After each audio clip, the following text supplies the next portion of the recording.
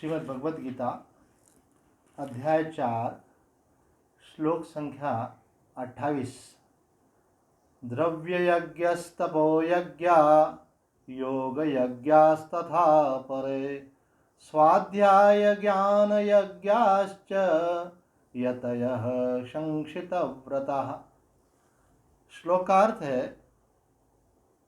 कई पुरुष द्रव्य संबंधी यज्ञ करने वाले हैं, कितने ही तपस्या रूप यज्ञ करने वाले हैं तथा दूसरे कितने ही योग रूप यज्ञ करने वाले हैं और कितने ही अहिंसा आदि तीक्ष्ण व्रतों से युक्त यत्नशील पुरुष स्वाध्याय रूप ज्ञान यज्ञ करने वाले हैं। यहाँ भगवान ने 4 प्रकार के यज्ञों की चर्चा की है। उसमें से पहला यज्ञ का हमने कल विचार किया था, जिसको कहा जाता है द्रव्य यज्ञ। तो द्रव्य यज्ञ के लिए आदि शंकराचार्य महाराज कहते हैं, ये बात गीता में अन्यत्र भी भगवान ने कही है कि देशे काले च पात्रे च, कि देश काल और पात्र का दान में विचार करना होता है। तो देश ऐसा माना जाता है कि तीर्थ में अगर दान किया जाए तो उसका ज़्यादा महत्व होता है। दूसरा होता है काले, तो वही जैसे एकादशी है अथवा कोई पुण्य पर्व का समय है, मानो जन्माष्टमी है, शिवरात्रि है, कोई विशेष समय है, तो उस विशेष समय का भी महत्व होता है। तीसरी बात भगवान बोलते हैं पात्र है, कि आप जिसको दे रहे हो उसका सदुपयोग होना चाहिए, मिसयूज नहीं होना चाहिए। तो इसका विचार करके व्यक्ति को दान देना चाहिए। तो यहाँ पे आदि शंकराचार्य जी महाराज ने भी अपनी व्याख्या में कहा है कि यज्ञ बुद्धि से तीर्थ आदि में जो द्रव्य लगाते हैं वह द्रव्य संबंधी यज्ञ करने वाले हैं। उड़िया बाबा जी कहते हैं द्रव्य यज्ञ अर्थात सुपात्र को दान करना, क्योंकि द्रव्य में भी जो दोष उत्पन्न हो जाते हैं वो दान से शुद्ध होते हैं। स्वामी रामसूत्र दास जी कहते हैं कि द्रव्य यज्ञ का केवल पैसे से संबंध नहीं जोड़ना चाहिए।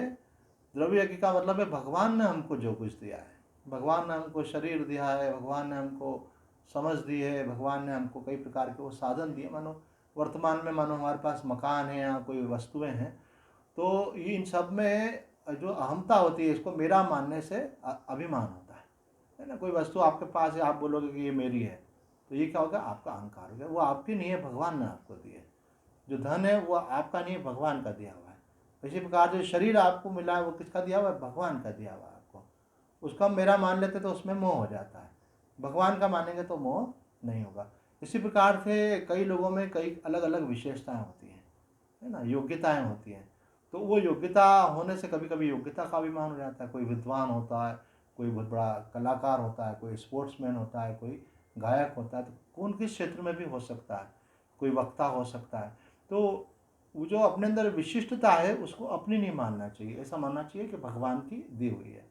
तो उससे विनम्रता भी रहती है, और दूसरा ये कि जो भगवान ने दिए हम पे कृपा करके, तो हमको आगे उसका दूसरे का भला भी करना चाहिए, है ना। ऐसी कथा आती है कि एक व्यक्ति बड़े संकट में था, कथा तो लंबी है, हम उसको शॉर्ट कर रहे हैं। तो किसी ने उसकी सहायता की, तो एक समय आया कि वो बहुत समर्थ हो गया। फिर वो संपर्क में आया, उन्होंने कहा कि मैं, आपने मुझे सहायता की, आज मेरी ज़िंदगी बदल गई, मैं कहाँ से कहाँ पहुँच गया। अब मैं आपको ये धन्यवाद के सहित ये सेवा आगे बढ़ाना चाहता हूँ। बोलो नहीं, मुझे आवश्यकता अब नहीं है, आपको उस समय आवश्यकता थी, अब मैं चाहता हूँ कि आगे जिसको आवश्यकता हो उस तक पहुँचाओ इसको। और उसको आप ये कह सकते हो कि तुम भी इस चेन को टूटने मत देना, तुम आगे जिसको आवश्यकता हो। तो जो वास्तव में रियली नेडी होता है ना, भूखा अगर कोई व्यक्ति उसको भोजन कराओ तो बड़ा स्वाद आता है, प्यासे को पानी पिलाओ तो उसको बड़ा मीठा लगता है पानी भी। तो जब व्यक्ति बहुत कोई संकट में, किसी कष्ट में, तकलीफ में, किसी चीज़ की इसको ज़रूरत है ना, कई प्रकार के हो सकती है, ये पैसा ही सब कुछ नहीं होता है, इसके अलावा बहुत कुछ होता है। तो आपने उसको उस समय पे जब वो जिस समस्या में, उस समस्या में आप सहयोगी बने, आप भले उसमें समझाने के रूप में बने अथवा कुछ योग्यता सिखा रहे हैं, है ना, तो आप जो भी करेंगे तो वो क्या है, भगवान ने जो आपको दिया उसके प्रति आपने एक प्रकार से कृतज्ञता का ज्ञापन किया। हम लोग ऐसा मानते हैं कि 3 ऋण होते हैं।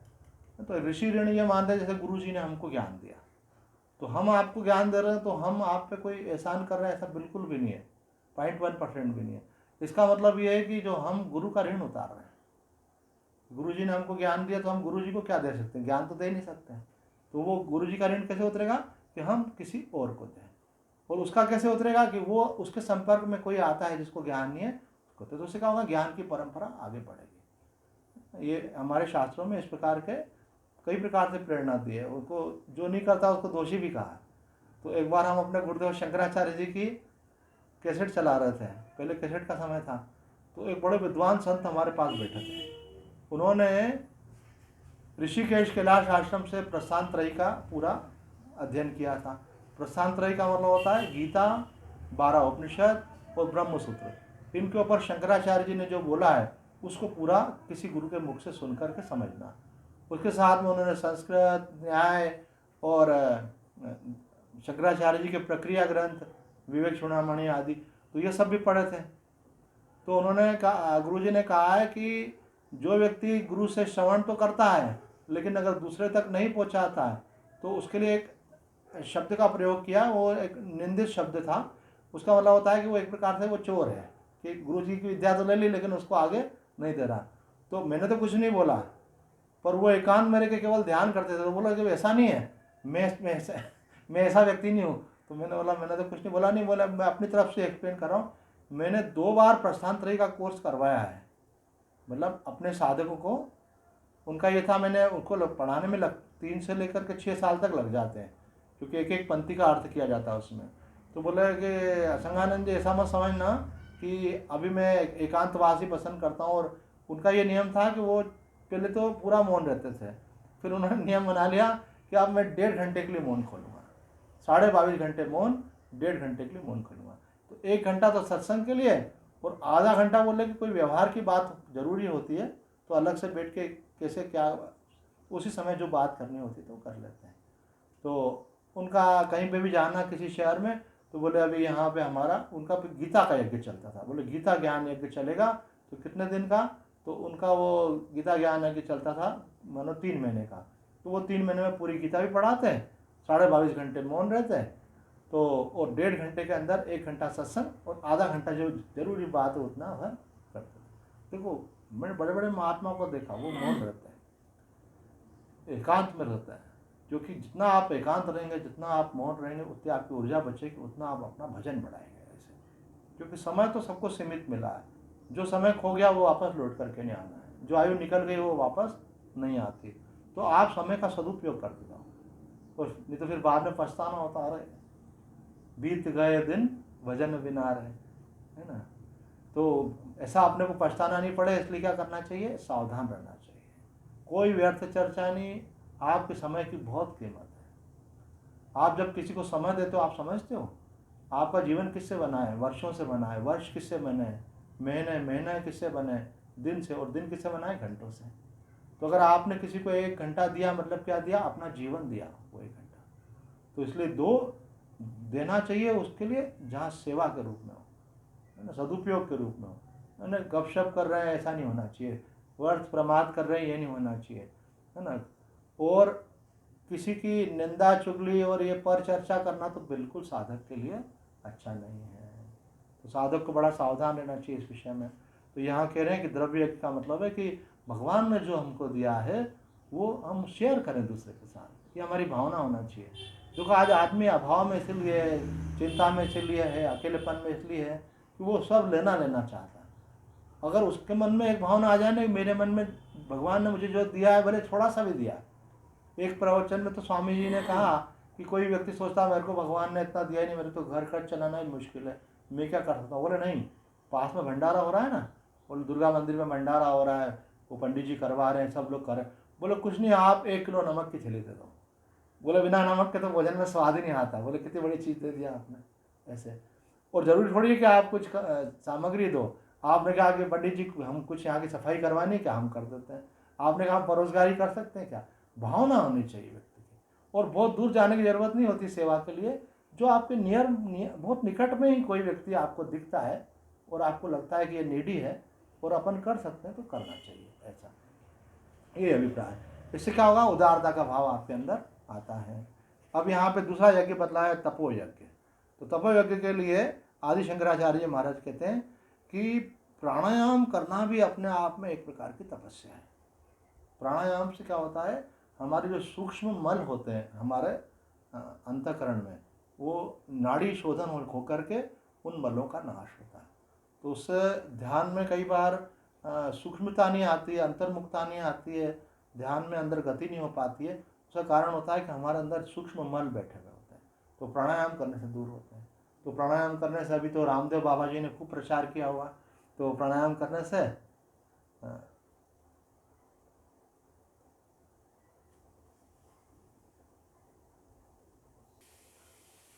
तो बाबा रामदेव जी महाराज ने प्राणायाम का खूब प्रचार किया है, और हमने खुद उनको टीवी पे एक प्रवचन, एक लेक्चर देते हुए सुना।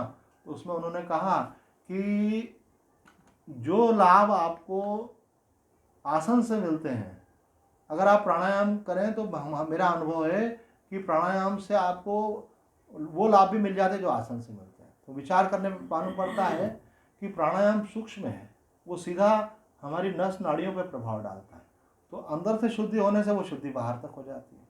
तो आसन और प्राणायाम दोनों ही करना चाहिए, पर उन्होंने कहा प्राणायाम का प्रभाव इतना है। तो सही कठिन कठिन बीमारियां भी प्राणायाम से दूर हो जाती हैं। प्राणायाम से यहाँ पे आदि शंकराचार्य जी महाराज प्रशंसा कर रहे हैं, और रमन महर्षि जी ने कहा है कि प्राणायाम से बहुत बड़ी प्रशंसा कर दी राम। वो बोलते हैं कि प्राणायाम से आपका मन का निरोध हो जाता है।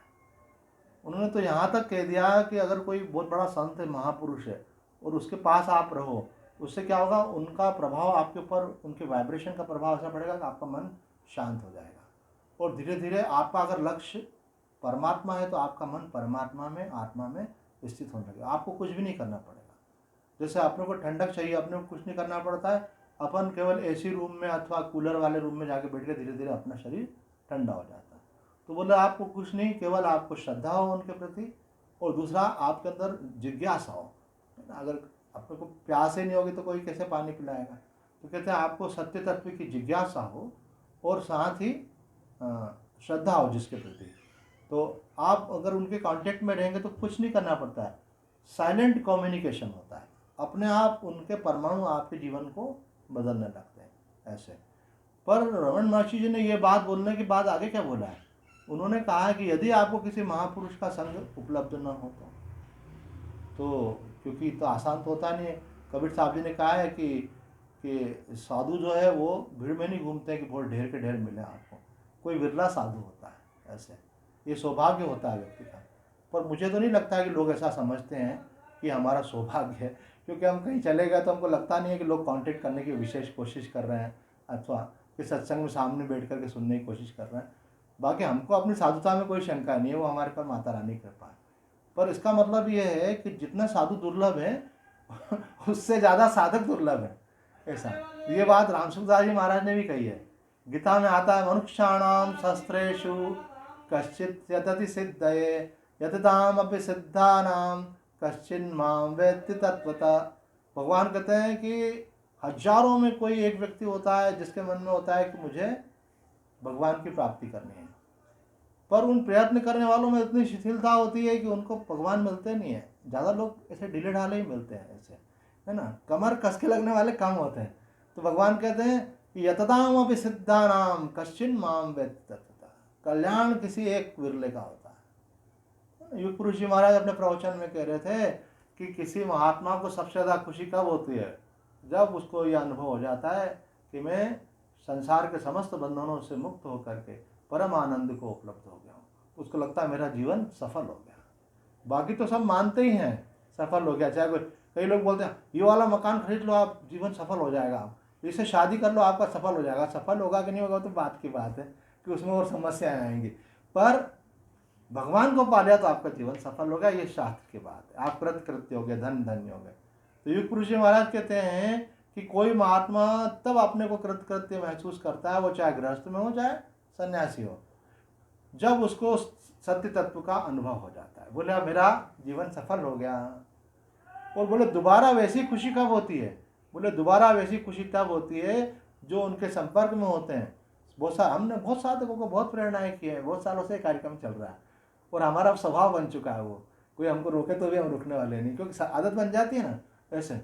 तो विरक्ति के लिए, त्याग के लिए, तपस्या के लिए, साधना के लिए ये बोलना हमारे स्वभाव में। तो मुझे कोई कोई बोलता है आप इतना प्रेरणा करते, कोई एकाध व्यक्ति बना क्या साधु आपके?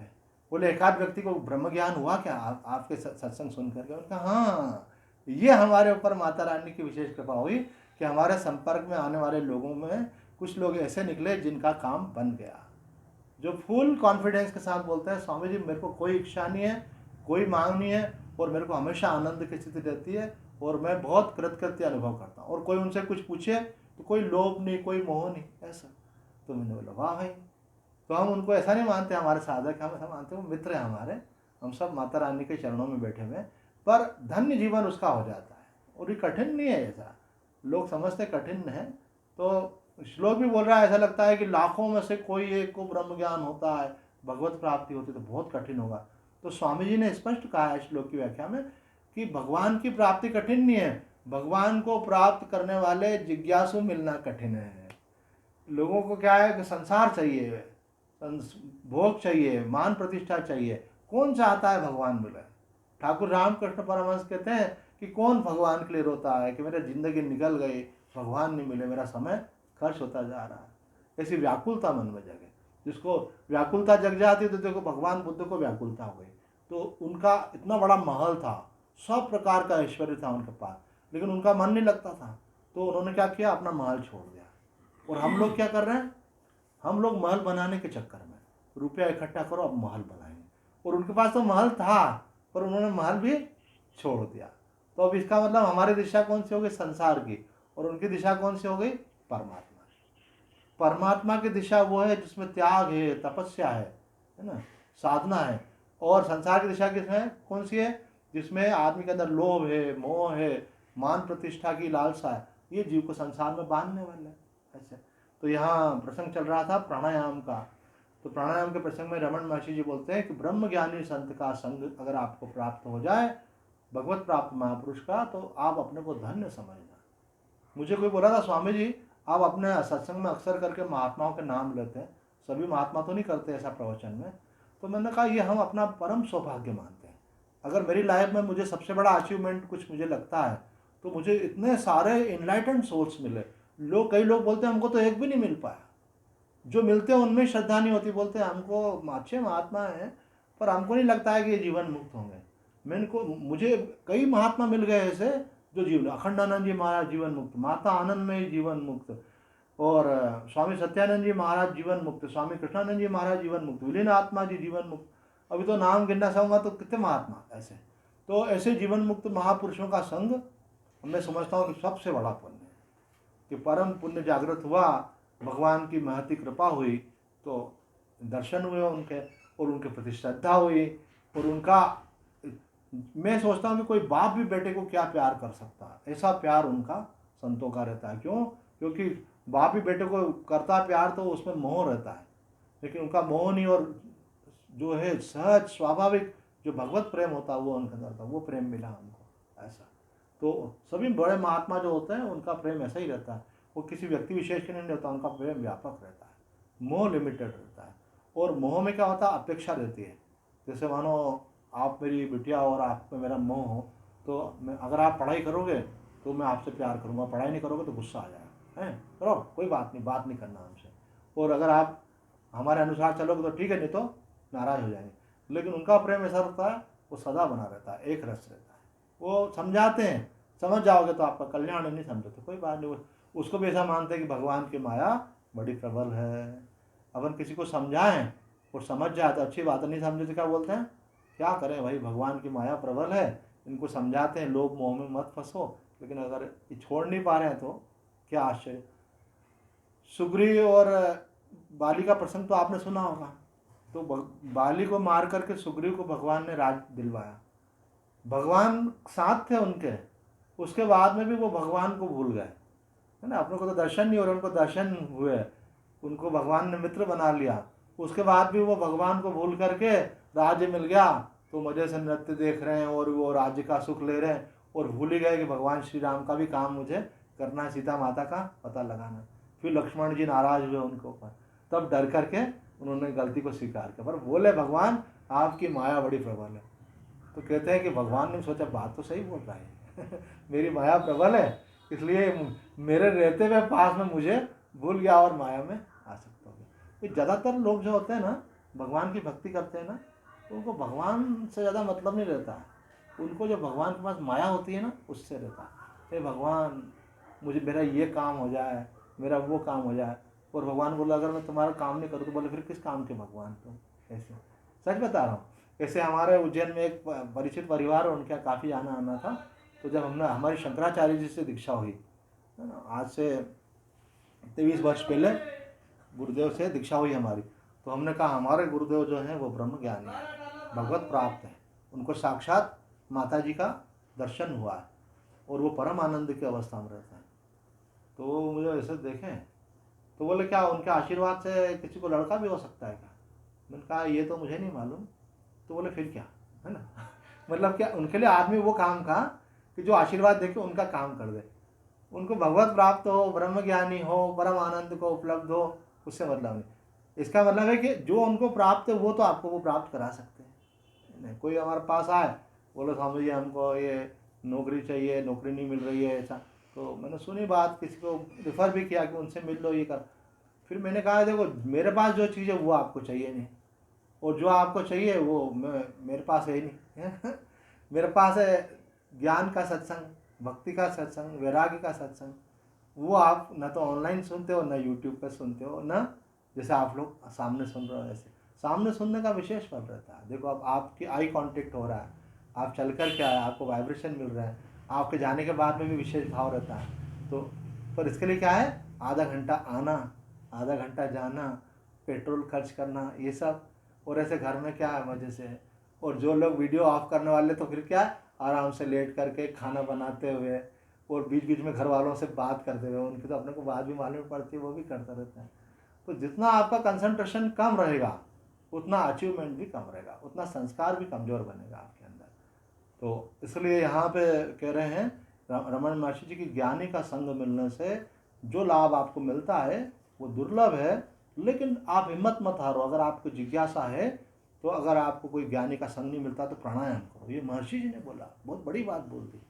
बोले प्राणायाम करने से आपकी चित्त वृत्तियाँ संसार के सारे व्यवहार प्रपंच को छोड़ देंगी और अंतर्मुख हो जाएंगी। प्राणायाम आप करेंगे तो आपका मन अपने आप शांत हो जाएगा, संकल्प अपने आप शांत हो जाएंगे। कई लोग बोलते हैं हमारा तो भगवान में ध्यान ही नहीं लगता। अब जैसे मानो आपने एक फोटो रखा है कोई भी भगवान का, कृष्ण जी का रखा हो चाहे माता रानी का रखा हो, आप ध्यान करते, अब आपको इधर उधर के विचार आते हैं, ध्यान ही नहीं लगता। तो ध्यान नहीं लगता और सालों निकल गया। अरे इतना बढ़िया उपाय है कि आपका कल से ही ध्यान लगने लग जाएगा। क्या आप बैठो भगवान के सामने नाम जप करने के लिए, उसके पहले प्राणायाम करो। बोले कितना प्राणायाम करें? बोले इतना प्राणायाम करो कि आपका मन जो है सब तरफ से हट जाए, बिल्कुल शांत हो जाए। बोले कौन सा वाला प्राणायाम करें? तो एक प्राणायाम जो है हमारे डॉक्टर साहब दिल्ली एम्स में सीख करके आए, वहाँ पे रिसर्च की है कि कौन कौन सी चीज़ मेडिकल साइंस की योग से रिलेट कर सकते हैं। तो उन्होंने कहा ये जो भ्रामरी प्राणायाम है, बोले ये भ्रामरी प्राणायाम जो है निरापद है, कोई बच्चा जवान बूढ़ा कोई भी कर सकता है, कोई स्वस्थ व्यक्ति है वो भी कर सकता है, बूढ़ा भी कर सकता है, स्वस्थ और अस्वस्थ व्यक्ति भी कर सकता है, किसी को नुकसान। और टाइम का भी लिमिट नहीं, जितना चाहे करो नुकसान नहीं होता है। आप चाहे तो 5 मिनट करो चाहे 15 मिनट करो, तो आप तब तक करते रहो प्राणायाम। भ्रामरी प्राणायाम हमने करवाया है, फिर भी अब प्रसंग निकला है तो एक बार केवल करके बताते हैं, है ना। ये दोनों अंगूठे से कान बंद कर लिया आपने और 3 उंगली से आंखों पे रख ली, ये हमारी जो तर्जनी उंगली है ये मस्तिष्क पे रख ली और गहरी लंबी सांस ली।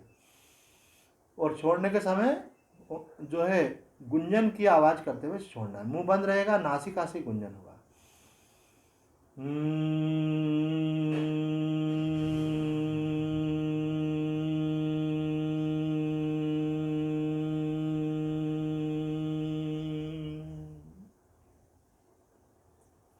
नो प्राणायाम करने से ऐसी स्थिति हो जाती है एकदम मनोदशा। हमारे तो अभी एक करा तो आंखें भारी होने लगी ऐसे, तो इतना प्रभावशाली है।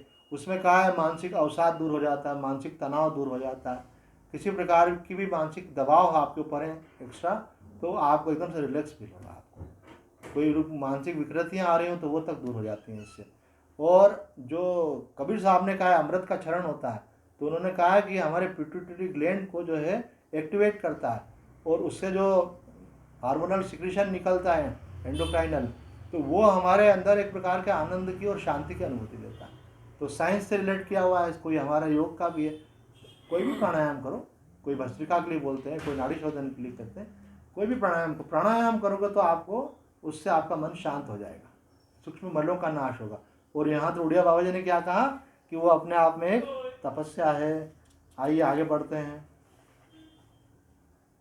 तपो यज्ञ के लिए प्राणायाम को तब बताया था, इसलिए प्राणायाम की प्रशंसा की गई। तपो यज्ञ के लिए कहा है कि तप बहुत है, लेकिन सबसे श्रेष्ठ प्राणायाम है। ये किसका कहना है? उड़िया बाबा जी का। उसके बाद तपो यज्ञ के लिए स्वामी रामसुखदास जी महाराज कहते हैं कि स्वधर्म पालन में जो कष्ट आता है उसको प्रसन्नता पूर्वक सहना, है ना। आप अपना कर्तव्य कर्म कर रहे हैं, अपनी ड्यूटी कर रहे हैं, आप सिंसियरली, आप कोई शॉर्टकट नहीं ढूंढ रहे हैं, आप कोई चालाकी नहीं कर रहे हैं, कोई बेईमानी नहीं कर रहे हैं, आपका जो कर्तव्य वो आप कर रहे हैं। तो आप कोई कर्तव्य करेगा तो आपको श्रम तो होता ही है, थकावट भी होती है, कभी कभी मन में उच्चाटन भी होता है, और पर अगर आप उसमें हिम्मत नहीं हारे और धैर्यपूर्वक अपना कर्तव्य कर्म करते रहें, तो स्वामी जी कहते हैं यहाँ पे रामसुखदास जी महाराज कि वो जो आप कर रहे हैं वो अपने आप में बड़ी तपस्या है। इसलिए गृहस्थ भी एक अपने आप में तपस्या है। देखो आज इन्होंने विवाह किया, आप दोनों उनकी कन्या हैं, तो ये अपने कर्तव्य का निर्वाह कर रहे हैं, बच्चों को संतों के पास भी लेकर जा रहे हैं, आपके खाने पीने की व्यवस्था भी कर रहे हैं, आपकी शिक्षा की व्यवस्था भी कर रहे हैं। कोई गलत आदमी होगा तो क्या, दारू पियो, बच्चों का कुछ भी हो रहा है परवाह नहीं कर रहे हैं ऐसे, तो ये कोई साधारण कार्य नहीं है। ऐसे माता पिता जो बच्चों के लिए करते हैं ये उनका तप है ना। जो बच्चे फिर बड़े, जो कोई बालक बड़ा हो गया, अब उसका माता पिता के प्रति कर्तव्य है। हमने उनको ये देखा, अपने पिताजी की सेवा इन्होंने बहुत भाव से की, उनका सम्मान किया, सेवा की, तो वो भी क्या है, तप है ऐसा। तो तपस्या इसलिए कि उसमें अपने को कई बार उनके स्वभाव में कोई ऐसी बात होती नहीं जमती, फिर भी हम सेवा कर रहे हैं उनकी, तो ये क्या है, तपस्या है। और दूसरा ये है स्वधर्म के अंदर भी ये भी आता है कि जो आपको गुरु जी ने बता दिया कि मंत्र जप करो, कि पूजा पाठ करो, तो साधना करो, आप करते हो, तो कभी कभी लगता है अरे ये भी एक अपन ने मतलब बिल्ली पाल ली है कि अभी रोज़ इसको अपन ने एक नियम बना लिया, अब रोज़ अपने को हनुमान चालीसा पढ़ना ही है, हनुमान अष्टक पढ़ना ही है, कि आरती करना ही है। और अगर नहीं करो तो अपन ज़्यादा फ्री रह सकते हैं, ज़्यादा आराम से हो, ज़रा टीवी देखो, घूमो फिरो, है ना, गपशप मारो, मोबाइल पे बातें करो। तो बोला इतना नियम ले लिया ना, नियम ही टेंशन है हमारे लिए, है ना। साधु का टेंशन क्या रहता है, नियम, कि हमको नियम पूरा करना है। पहले नियम छोटा लेते हैं, फिर बड़ा ले लेते हैं, धीरे धीरे बढ़ा लेते हैं, फिर बोलते हैं अरे मेरे को टाइम कहाँ टाइम, तो बोले ऐसा क्या बिजी रहते हो, बोले मैंने अपना नियम पूरा नहीं किया। तो 3-3 घंटे के नियम रहते हैं, हमने बताया ना। अच्छे साधक जो हैं 6 घंटे तक की साधना करते हैं, थोड़े कम वाले जो हैं वो 3 घंटे की साधना करते हैं, उससे कम वाले 1.5 घंटे की 45 मिनट साधना करते हैं। तो 45 मिनट साधना करने के लिए भी तो आपको समय निकालना पड़ता है ना, तो वो अपने आप में एक तपस्या है। ये बात उड़िया बाबा जी ने अन्यत्र भी कही है कि आपका जो नित्य नियम है उसका आप निर्वाह करते हो, तो ये अपने आप में क्या है, तपस्या है। इसके बाद भगवान ने कहा योग यज्ञ। योग यज्ञ की व्याख्या करते हुए आदि शंकराचार्य जी महाराज कहते हैं कि ये प्राणायाम जो होता है ना, कई प्रकार से होता है, उसमें एक प्राणायाम की चर्चा इन्होंने की है। जो श्वास अंदर लेते हैं वो प्राण कहलाती है, और जो श्वास वायु को बाहर निकालना प्राण की गति है, जो श्वास बाहर जाती है वो प्राण कहलाती है, और जो बाहर से अंदर लेते हैं उसको अपान कहते हैं, प्राण और अपान। तो प्राण अपान की गति को कहीं भी अचानक रोक दो, है ना, श्वास कहीं भी रोक दी, चाहे बाहर जा रही अंदर जा रही, रोक दिया आपने, तो उसको बोलते हैं केवली कुंभक, है ना। जैसे बच्चे आपस में खेलते हैं स्टैचू, तो वो जैसे भी खड़ा व्यक्ति ऐसे खड़ा है कैसे खड़ा, तो दूसरे ने बोला स्टैचू, तो वो वैसे ही खड़ा रहता है, हाथ ऊपर है तो ऊपर, नीचे है तो नीचे। तो प्राणायाम में कौन सा वाला प्राणायाम बता रहे हैं कि श्वास अंदर है अथवा बाहर है, जहाँ भी है वहीं रोक दिए उसको, केवली कुंभक। तो जो बात तपस्या के संदर्भ में उड़िया बाबा जी ने कही थी, वही बात यहाँ शंकराचार्य जी किसके संबंध में कह रहे हैं, योग के विषय में। योग यज्ञ क्या है, प्राणायाम योग यज्ञ है। तो कहते हैं प्राण अपान की गति को रोककर कोई अन्य लोग केवली कुंभक नामक प्राणायाम करते हैं, ये योगी लोग हैं। तो योगी का उद्देश्य क्या होता है, मन का निरोध करना है। तो प्राण के निरोध से मन का निरोध होता है। जब हमारा मन विचारों में चला जाता है तो उनसे हटाना है हमको, तो क्या करना चाहिए, प्राणायाम। तो प्राणायाम करने से क्या होगा, अन्य विचारों में नहीं जा करके मन धीरे धीरे शांत हो जाएगा, और जिस लक्ष्य में आप टिकाना चाह रहे हो केवल वहीं पर टिकेगा। ये योग यज्ञ की व्याख्या करते हुए यहाँ पर उड़िया बाबा जी ने कहा है, अष्टांग योग द्वारा चित्त का निरोध करना योग यज्ञ कहलाता है। अष्टांग योग का मतलब होता है, महर्षि पतंजलि ने 8 चीजें बताई हैं योग के अंदर। यम, नियम, आसन, प्राणायाम, प्रत्याहार, धारणा, ध्यान और समाधि, ये 8 चीजें। तो कई स्टूडेंट तो क्या होता है, जब सत्संग होता है तो कॉपी लेके जाते हैं, नोट कर लेते, याद रह जाता है। अब कई लोग बहुत इंटेलिजेंट रहते हैं तो उनको ऐसे भी याद हो जाता है। कुछ लोग बाद में जो है वीडियो सुन करके भी याद कर लेते हैं। तो 8 चीजें कौन कौन सी? यम, नियम, आसन, प्राणायाम, प्रत्याहार, धारणा, ध्यान और समाधि, ये 8 चीजें हैं। तो कई लोग जो है ये समझते हैं कि भाई अपन ने आसन प्राणायाम कर लिया तो अपन योगी हो गए। केवल आसन प्राणायाम से काम नहीं चलने वाला है। आसन प्राणायाम के अलावा उसमें पहले बताया यम नियम। तो यम क्या है, ये अपने आप में एक कंप्लीट सब्जेक्ट है ये लेक्चर के लिए, फिर भी शॉर्ट में बता देते हैं। यम का मतलब होता है कि आप आसन प्राणायाम करके योगी बनना चाहते हैं, समाधि तक जाना चाहते हैं, लेकिन पहले आप अपने जीवन में 5 महाव्रतों को धारण करो। कौन कौन से? कहते हैं सत्य, अहिंसा, है ना, सुना होगा ना पहले भी, ब्रह्मचर्य, अस्तेय और अपरिग्रह। अस्तेय का मतलब होता है चोरी नहीं करना, और अपरिग्रह का मतलब होता है जिस चीज़ का हम अपने लाइफ टाइम में यूज़ नहीं कर सकते उसको इकट्ठा करके फ़ायदा क्या। केवल अपन दूसरे के सामने शो कर रहे हैं और अहंकार दिखा रहे हैं अपना, और किसी को वंचित कर रहे हैं। तो जो चीज़ आप यूज़ नहीं कर सकते तो आपने संग्रह करके क्यों रखी है। एक थोड़ा सा रखता है व्यक्ति को कि भाई बुढ़ापे में मेरे को धन की आवश्यकता हो तो रखो, कोई बुरी बात नहीं है ना। रहने के लिए मकान चाहिए, रखो। आपके पास मकान है फिर भी आपने एक प्लाट रखा है, चलो उनको बच्चों की शादी करनी है, तो वो उसको हम परिग्रह नहीं मानते। परिग्रह उसको मानते हैं कि जिस चीज़ का आप अपने लिए उपयोग ही नहीं कर सकोगे, पर आपने कहा नहीं तो ये ले लूँ, वो ले लूँ, ये इकट्ठा कर लूँ, वो इकट्ठा, तो बोले कि ये जो है ये ठीक नहीं है। तो यहाँ बताया है यम के अंदर सत्य, अहिंसा, ब्रह्मचर्य, अस्तेय, अपरिग्रह। अगर यही कर लो तो कल्याण हो जाए, इतनी बड़ी चीज़ है ये। सत्य का पालन, जो मन में हो वही वाणी में, जो वाणी में हो वही आचरण में। तो ये बात यहाँ पे बतलाई जा रही है कि आप सत्य का पालन करो, शरीर से, मन से, है ना, वाणी से किसी को कष्ट नहीं पहुँचाओ। तो इस प्रकार का जो साधक होता है, वो जो योग की साधना करना चाहता है, वो सबसे पहले यम को धारण करता है, फिर नियम को धारण करता है। नियम में 5 चीज़ आती है, शौच, संतोष, स्वाध्याय और ईश्वर प्रणिधान। एक चीज़ छूट गई, शौच, संतोष, तप, स्वाध्याय और ईश्वर प्रणिधान। तो ये 10 चीज़ें हैं। जैसे किसी ने पूछा था कि वो 108 को समराइज करके 9 बातें, ऐसे महर्षि पतंजलि ने अनेक बातों को समराइज करके 10 बातें बताई। ये 10 सद्गुण हैं, इनको धारण करने वाला योगी बनता है। तो ये नियम में क्या आ गया? शौच, संतोष, तप, स्वाध्याय और ईश्वर प्रणिधान। ईश्वर प्रणिधान मतलब ईश्वर के प्रति समर्पण का भाव।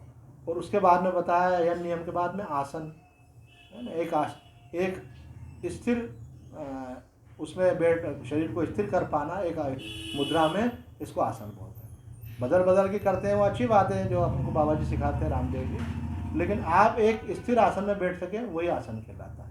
एक ऐसा नहीं कि आपका शरीर हिल डुल रहा है, बिल्कुल स्थिर रहे, ये आसन।